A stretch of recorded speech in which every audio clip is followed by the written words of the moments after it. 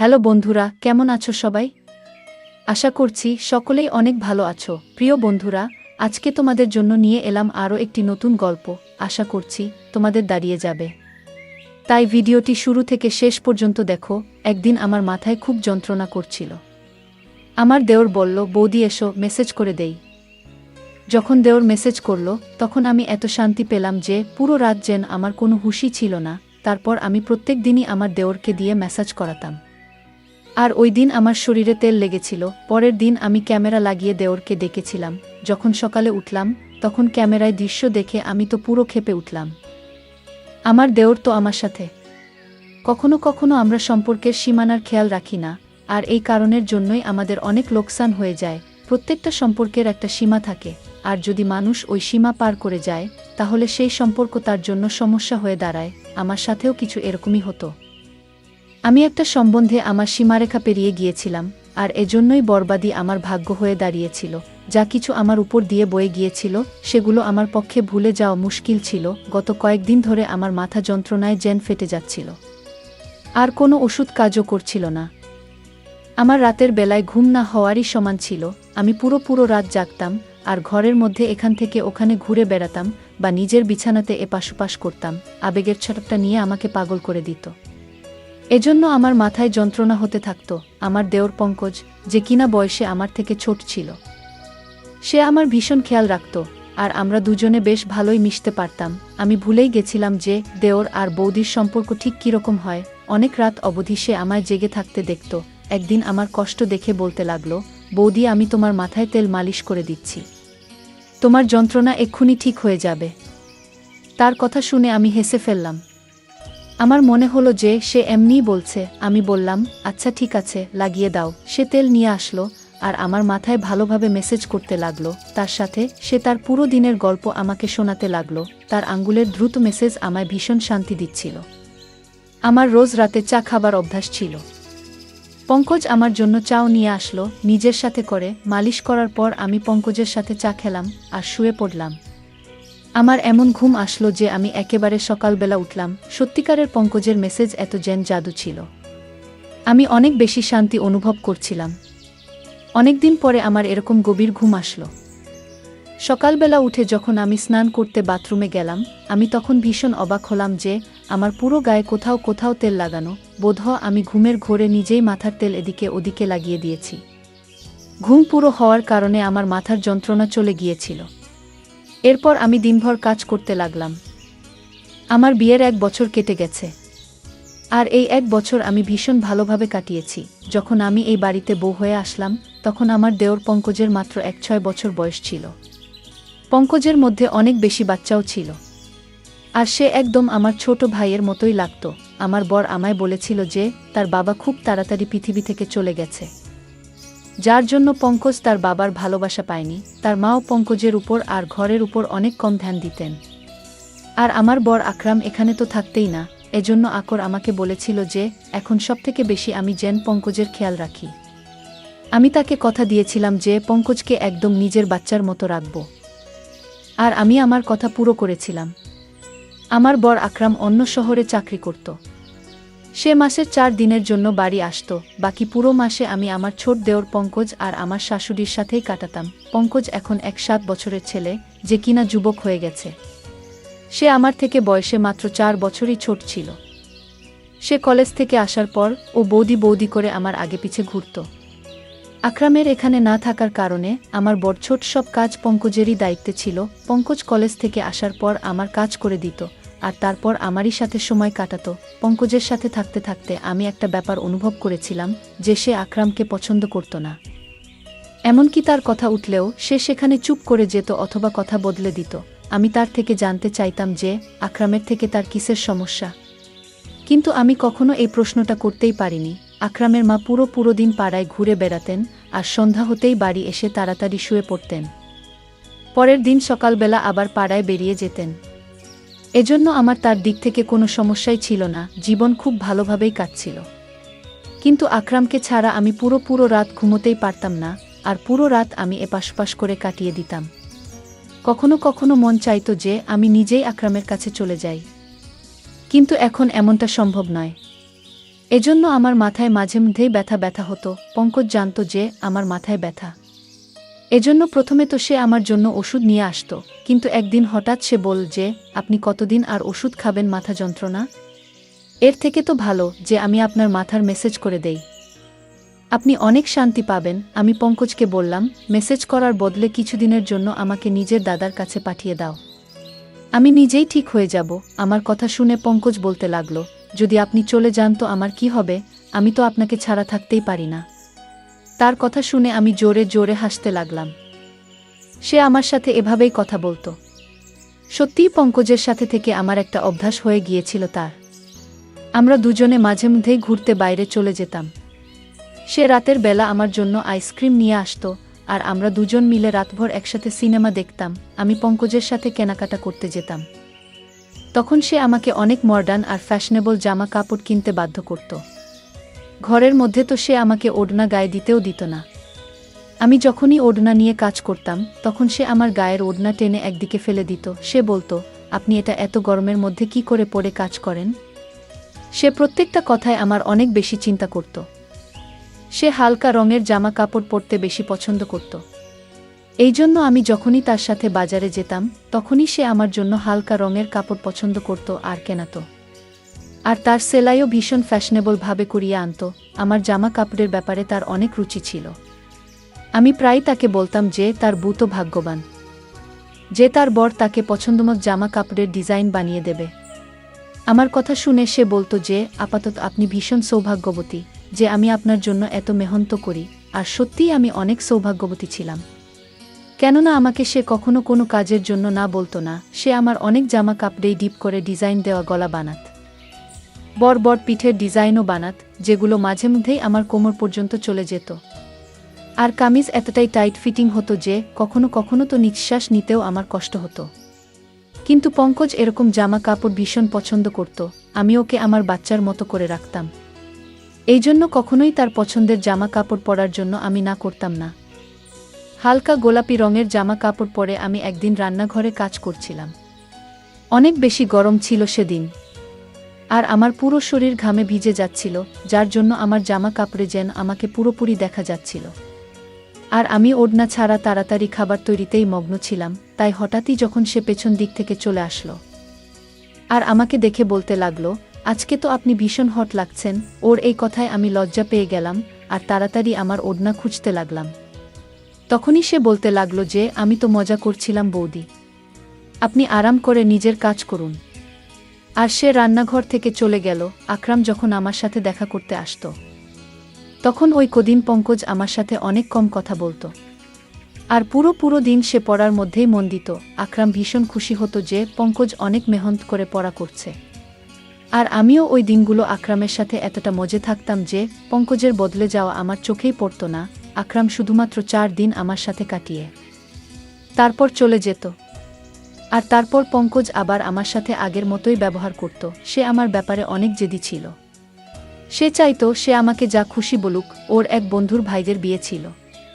সে আমার পেছনেই লেগেছিল যে আমি যেন ওর সাথে যাই। প্রথমে তো আমি না বলে দিলাম, কিন্তু যখন দেখলাম যে সে দুঃখী হয়ে আছে, তখন আমি সঙ্গে সঙ্গে হ্যাঁ বলে দিলাম। কিন্তু আমি এটাই ভাবছিলাম, সে তার বন্ধুর ভাইদের বিয়েতে আমি গিয়ে কি করব। কিন্তু ওখানে গিয়ে আমি ভীষণ অবাক হলাম। ওর সমস্ত বন্ধুরা আমাকে ভীষণ ভালোভাবেই জানত, আর এমনভাবে আমার সাথে কথা বলছিল যেন আমরা অনেকবার দেখা করেছি। ওরা বলল, সব সময় পঙ্কজ আপনার কথাই বলতে থাকে আর সে আপনার ভীষণ প্রশংসা করে। তারা সবাই আমার সাথে আবার দেখা করার জন্য জেদ করতে লাগলো, ইচ্ছা প্রকাশ করতে লাগলো। ফেরার সময় আমি পঙ্কজকে বললাম যে, তুমি তোমার বন্ধুদের আমার ব্যাপারে কি কথা বলেছ যে সবাই আমাকে এত ভালোভাবে চিনেছে? পঙ্কজ বলতে লাগলো যে, আপনি তো আমার সব কিছু। আমি তো সব সময় আপনার কথাই বলতে থাকি। ওই সময় পঙ্কজের কথা মানে আমি বুঝতে পারিনি, কিন্তু যেদিন আমি তার ওই কথার মানে বুঝতে পারি, আমার পায়ের তলা থেকে মাটি সরে গিয়েছিল। পঙ্কজ রোজ রাতে আমার মেসেজ পড়ত আর আমি আরাম করে ঘুমিয়ে যেতাম। কিন্তু যখন আমি আমার গায়ে পরের দিন জায়গায় তেলের দাগ দেখতাম, অবাক হয়ে যেতাম। আর এই জন্যই একদিন আমি ঘরের মধ্যে ক্যামেরা লাগালাম আর পঙ্কজকে দিয়ে ম্যাসাজ করাতে লাগলাম। ম্যাসাজ করানোর কিছুক্ষণের মধ্যেই আমি প্রত্যেকবারের মতো ঘুমিয়ে পড়লাম। আর সকালবেলা উঠে যখন ক্যামেরা রেকর্ডিং দেখলাম, তো আমার নিঃশ্বাস প্রশ্বাস যেন বন্ধ হয়ে যাচ্ছিল। আমি ভাবতেও পারিনি যে পঙ্কজ আমার সাথে এরকম করতে পারে। আমি তো পঙ্কজকে অনেক বেশি ভরসা করেছিলাম, আর তাকে আমি নিজের ছোট ভাই ভাবতাম, কিন্তু সে তো দেওর বৌদির সম্পর্কের সম্মান রক্ষা করতে পারল না। ভিডিওতে পঙ্কজ আমার ভালোভাবে মেসেজ করছিল। তারপর সে আমার জন্য চা বানিয়ে আনল, আর চা খাওয়ার পর পঙ্কজ ঘর থেকে বেরিয়ে গিয়েছিল, আর আমি ঘুমানোর জন্য শুয়ে পড়েছিলাম। কিছুক্ষণ পরে আমার এত গভীর ঘুম এসে গেল, তখন পঙ্কজ দ্বিতীয়বার দরজা খুলে ঘরে আসলো, আর আমি দরজা খোলার আওয়াজেতেও উঠিনি। সে ঘরে আসার পর ঘরের দরজা বন্ধ করে দিল, আর আমার কাছে চলে আসলো। এরপর আমি যা কিছু দেখলাম আমি নিজের চোখে বিশ্বাস করতে পারিনি। পঙ্কজ কিছুক্ষণ তো চুপচাপ বসেছিল, আমাকে সে দেখছিল। এরপর সে নিজের আঙ্গুল দিয়ে আমার চেহারা ছুঁতে লাগল। সে তার মোবাইল ফোন বের করে আমার অনেক ফটো তুলল, আর তারপর সে আস্তে আস্তে আমার শরীর থেকে কামিজ সরালো। তেলের সেই শিশি যেটা সে মাসাজের জন্য এনেছিল ঘরের মধ্যেই রাখা ছিল। সে নিজের হাতে তেল নিল, আর আমার গায়ে মাসাজ করতে লাগল। আমি জ্ঞান হারিয়ে ওর সামনেই পড়েছিলাম, আর সে আমার গায়ে নিজের হাত ঘোরাচ্ছিল। কিছুক্ষণ পরে আমাকে চুমু খেতে শুরু করল, আর তারপর সে নিজের সমস্ত সীমারেখা ছাড়িয়ে গেল। সে আমাদের মাঝে দাঁড় করানো সমস্ত আবরণের দেওয়ালকে ভেঙে দিয়েছিল। সে আবেগ সামলাতে না পেরে এতটাই এগিয়ে গেল যে কয়েক ঘন্টা পর্যন্ত সে আমার সাথে ছিল।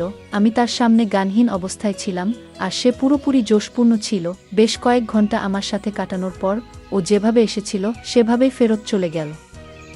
সে আমার ইজ্জত খুব বাজেভাবে নষ্ট করে গেল, আর এটা দেখে আমার হৃদয় পর্যন্ত কেঁপে উঠল। আমি তো তাকে নিজের ভাই ভাবতাম, এজন্য তার সাথে এত ভালোভাবে মেলামেশা করতাম। কিন্তু আমি কখনো জানতেই পারিনি যে ওর চরিত্র খারাপ ছিল। আমি আমার ঘরে বন্ধ ছিলাম। যখন সে কলেজ থেকে আসলো, সে সোজা আমার ঘরে চলে আসলো। একদম আমার কাছে বসে বলতে লাগলো, বৌদি কি হয়েছে, তোমার শরীর ঠিক নেই? আমি গভীরভাবে তার দিকে তাকালাম, আর ক্যামেরার রেকর্ডিং তার দিকে বাড়ালাম। সেটা দেখে সে কিছুক্ষণের জন্য তো চুপ করে গেল।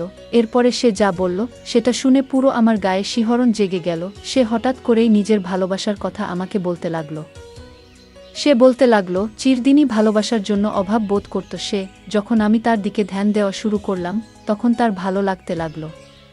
সে বুঝতে পারল যে তার জীবনে কেউ এমন আছে যে তাকে ভালোবাসে। ও বলছিল যে এবার ও আর আমার থেকে দূরে যেতে পারে না, আর এই জন্যই তার নজরে তার বড় দাদার অস্তিত্ব খটকাতে লেগেছিল। যখনই আকরাম আসত, সে নিজেকে ঘরের মধ্যে বন্ধ করে দিত, কেননা আমাদের দুজনকে সে একসাথে দেখতে চাইত না। আকরামকে তো সে এভাবেই প্রথম থেকেই ঘৃণা করত, কেননা আকরামের বাবা আকরামকে অনেক ভালোবাসত, আর মরার আগে উনি এই ঘরটাও আকরামের নামে লিখে দিয়েছেন। আমার আর আকরামের সঙ্গ তার হৃদয়ে কাটার মতো বিদ্যুৎ। তাই যখনই আমার জন্য সে কেনাকাটা করত, সে ইচ্ছে করেই আমার জন্য এই ধরনের জামা কাপড় কেনাতো, যাতে আমাকে সে পরিষ্কারভাবে দেখতে পারে। সে হালকা রং পছন্দ করত না, বরং হালকা রঙের মধ্যে দিয়ে উকি দেওয়া আমার দেহাকর্ষণ তাকে আকৃষ্ট করত। সে বলতো যে সে সৌন্দর্যে আহত হয়েছে, সে শুধু আমাকে পেতে চাইত। সে নিজের আবেগকে কাবুতে রাখতে পারছিল না। যখন সে আমাকে রাতভর জাগতে দেখত, এই কথাটা তাকে ভীষণ অস্বস্তিতে ফেল যে আমি তার দাদার কথা ভেবে জেগে আছি। ওর ইচ্ছা ছিল আমি যেন তার জন্য জেগে থাকি, আর জীবনভর যেন তার সাথে থাকি। সে নিজের দাদার থেকে আমাকে আলাদা করতে চেয়েছিল, আর নিজের কাছে আনতে চাইত। এই জন্য সে আমার মেসেজ শুরু করে যাতে আমি শান্তি পাই, আর সে আমার চায়ে ঘুমের ওষুধ মিশিয়ে আনত। আর যখন তার বিশ্বাস হতো যে আমি গভীরভাবে ঘুমিয়ে গিয়েছি, তখনই সে আমার ঘরে চলে আসত আর নিজের পিপাসা মিটিয়ে চলে যেত। সে নিজের বন্ধুদেরও ওই কথাটা বলেছিল যে সে আমাকে ভালোবাসে, আর ওর বন্ধুরাই ওকে এই ধরনের পরামর্শ দেয়া। পঙ্কজ আর তার বন্ধুরা বয়ঃসন্ধির দরজায় উপস্থিত ছিল, এই জন্য তারা ঠিক আর ভুল কি সেটা বুঝতে পারত না। আমার ইজ্জত নিয়ে বসেছিল সে। পঙ্কজের কথা শুনে তো আমার চোখ দিয়ে জল বেরিয়ে আসলো। সে এই সমস্ত করে ফেলেছিল, আর আমি ছিলাম তার দাদার বউ, আর সে আমার বিছানা পর্যন্ত এসে গেছিল। আমি লজ্জায় জল হয়ে যাচ্ছিলাম। আমি ঘৃণায় পঙ্কজের দিকে তাকালাম। তখন সে আমার পায়ের কাছে বসে পড়ল আর বলতে লাগলো সে শুধু আমাকে ভালোবাসে, আর আমার ঘৃণা ওকে মেরে ফেলবে বাবার ছেড়ে চলে যাওয়ার সাথে সাথে। সে নিজের মায়ের অদ্ভুত উদাসীনতা সহ্য করতে পারেনি। সে বলতে লাগলো তার মাও কখনো তার আবেগ আর তার ইচ্ছের খেয়াল রাখত না। তার বদলে তার মা গোটা পাড়ায় ঘুরে বেড়াত, আর তাই সে পুরোপুরি একাকিত্বের শিকার হয়েছিল। যখন আমি এই বাড়িতে আসলাম, তখন তার একাকিত্ব দূর হলো, সে নিজে নিজেই আমার সাথে মিলেমিশে গিয়েছিল। আমি পঙ্কজকে ধাক্কা দিয়ে আমার পায়ের কাছ থেকে সরিয়ে দিলাম। আমি তার মুখও দেখতে চাইছিলাম না। সে আমার সাথে যা করেছে আমি তাকে কখনোই ক্ষমা করতে পারতাম না। আমি জানতাম এতে পুরো ভুল পঙ্কজের ছিল না। সে সত্যিই সম্পর্কের জন্য মরে যাচ্ছিল। আর আমাকে পেয়ে সে সীমানা ভুলে গিয়েছিল। আর আমিও তাকে কখনো ঠিক আর ভুল কোনটা তা বলিনি। সে যখনই আমার জন্য জামা কাপড় সেলাই করাতো তখন আমি সেটা ওর পছন্দ ভেবে মেনে নিতাম।